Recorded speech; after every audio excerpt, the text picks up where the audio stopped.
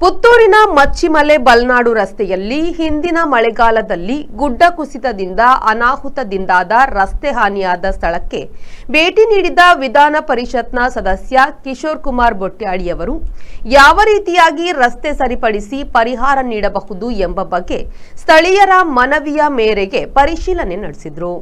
ಇದೇ ವೇಳೆ ಕುಂಜೂರು ದುರ್ಗಾಪರಮೇಶ್ವರಿ ದೇವಸ್ಥಾನಕ್ಕೆ ತೆರಳುವ ರಸ್ತೆಯಲ್ಲಿರುವ ಶಿಥಿಲವಾದ ಬ್ರಿಡ್ಜ್ ಹಾಗೂ ತೋಡಿನ ಬದಿಯಲ್ಲಿ ಕಾಲುದಾರಿ ಸವಕಳಿ ಉಂಟಾಗಿರುವುದನ್ನು ವೀಕ್ಷಣೆ ಮಾಡಿ ಸ್ಥಳೀಯರ ಮನವಿಯನ್ನು ಸ್ವೀಕರಿಸಿ ಸರಕಾರದಿಂದ ಸೂಕ್ತ ಹಾಗೂ ಶಾಶ್ವತವಾದ ಪರಿಹಾರ ಕಾರ್ಯ ಮಾಡುವ ಬಗ್ಗೆ ಭರವಸೆ ನೀಡಿದರು.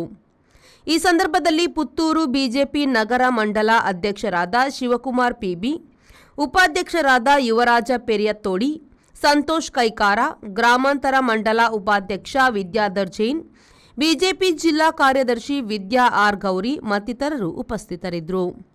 ಅನೀಶ್, ವಿ4 ನ್ಯೂಸ್, ಪುತ್ತೂರು.